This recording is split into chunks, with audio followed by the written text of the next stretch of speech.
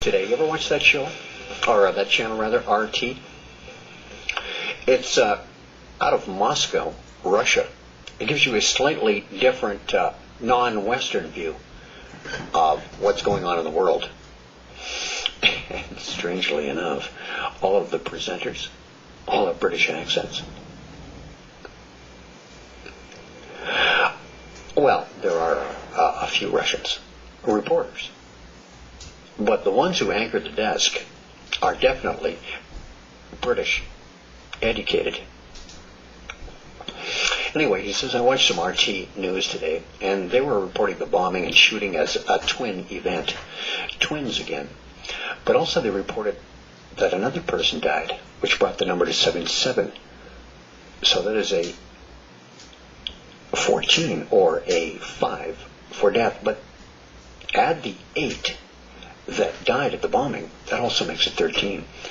Thanks for the shows. Now, the twin attack is how this is being portrayed, all right. Because, you see, it has to dovetail exactly with 9/11, which I'll get to a little deeper into the show here on A View from Space on AM 640 Talk Radio. But before the break, I asked the question, or actually stated that I would tell you how they were going to achieve this one world government, one world banking system, and a one world religion with one ruler to rule all. It's to be done by order out of chaos, what they call order out of chaos, causing chaos by pitting two sides against one another. You could take anything really, two sides of an argument, put two people against one another and go at it. For instance, black versus white, religion versus religion, country versus country, currency versus currency, what they're doing right now, while all the while controlling both sides so that the outcome is assured. They pick the winner. They did it with World War I. They did it with World War II. They give the weapons or tip the balance to the one they want to win. But they control both sides. That's what people have such a hard time getting their head around. There is not a good side and a bad side. They are both bad.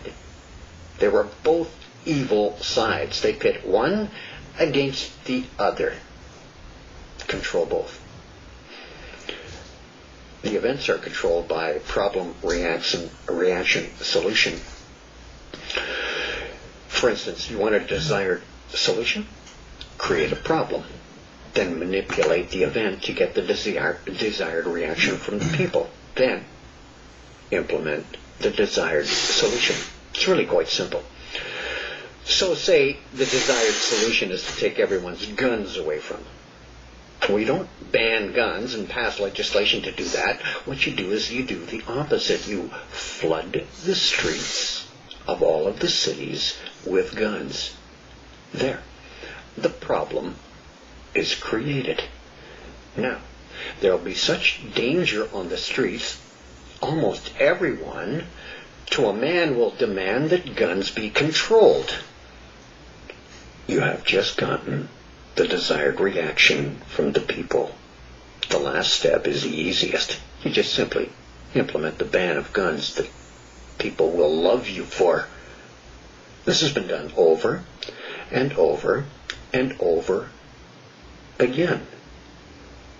They did it with X-ray machines at airports, with one guy who had firecrackers in his shoes at that New York City Christmas Day attempted terrorist attack, they called. A guy with firecrackers. But it actually had the power, after the media was done with it, to implement X-ray vision machines in airports that can see through your clothes. Problem, reaction, solution. Repeated over and over again on every single thing you want changed. The coming New World Order is now imminent. The Knights Templar, the ancient bankers and powers that be, and the new bankers who are about to crash this old system of capitalism, are one and the same. Let me take you back 711 years or so to around the 13th century. The forerunners of Freemasonry, these Knights Templar, have everyone in debt. Just as their counterparts of today, the European banks, have all countries indebted to them. The kingmakers of that time were the popes of the Roman Catholic Church. You see, the Pope assumed himself to be God's liaison to the people. The voice of God on the earth were the popes. And the popes were the ones who said who could be king and who could not be king. So you had to make a deal with the Roman Catholic Church in these ancient times before you could become king. There were many kings picked by the popes. Then along comes the divine right of kings notion by the English kings, who said, I will be king. The Pope would say to him, I crown kings. Who told you you could be king? The answer was, God told me I'm king. I don't need a representative of God here on earth. He talks to me directly. My family has been told by God Almighty Himself that we are to rule.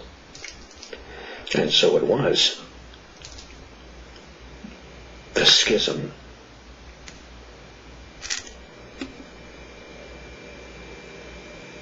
was implemented. The two sides were formed. The Roman Catholic Church versus the kings of England. Clement V is born in 1260, also known as Bertrand de Goth, or de Goth. By the way, the people that are in Buckingham Palace, their names are Saxe-Coburg-Gotha. Clement V is born in 1260. His real name, Bertrand de Goth. Birthplace, Bordelais, France. Died, Hitler's birth date, April 20th, 1314. 575 years later, Adolf Hitler is born on the death date of April 20th of Clement V. 575 years is a hidden 17 in numerology, meaning the reincarnation of the ancient Egyptian sun god Osiris. Of course, his date of 17 was the third month, the 17th day, when Osiris became a sun god and went to the sun. Clement V died at Roquemaure, Provence, in France.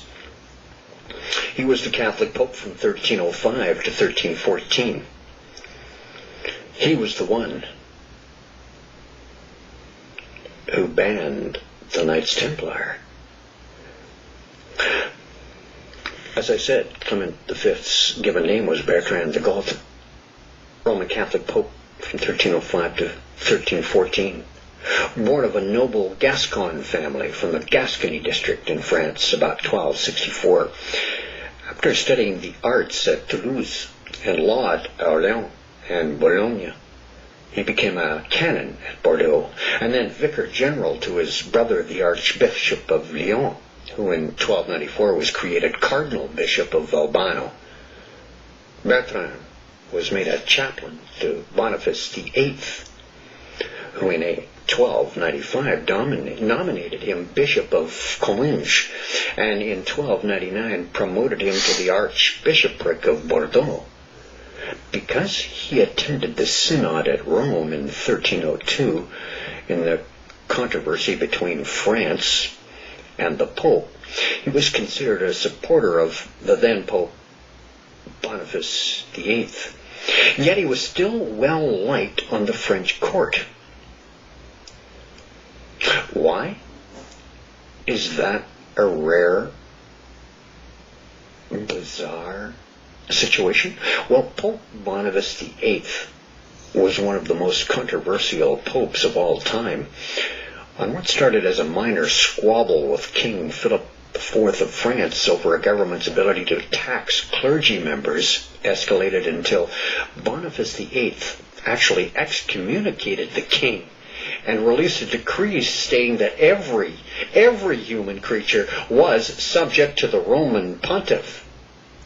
Pope Boniface VIII also sent mercenaries to destroy other people's castles, declared all the prominent Italian Colonna family's property forfeited, and proceeded to parcel their land out among his family members. The Colonna family was a powerful Italian noble family in medieval and Renaissance Rome, supplying one pope and many other church and political leaders. They were unceremoniously booted out. We're talking about bloodlines dominating over other bloodlines who believe God had empowered them to lead. At Perugia, on the 5th of June, 1305, he was chosen to succeed Benedict VII. The cardinal, or rather Benedict VI. The cardinals, by a vote of 10-5, elected him, we're told, because he was neither an Italian nor a cardinal. This is supposedly done in order to end a conclave which lasted 11 months. You know how long those papal votes can take. When I come back, what one chronicler of history wrote about Benedict VI and Boniface VIII when I return on A View from Space on AM 640 Talk Radio.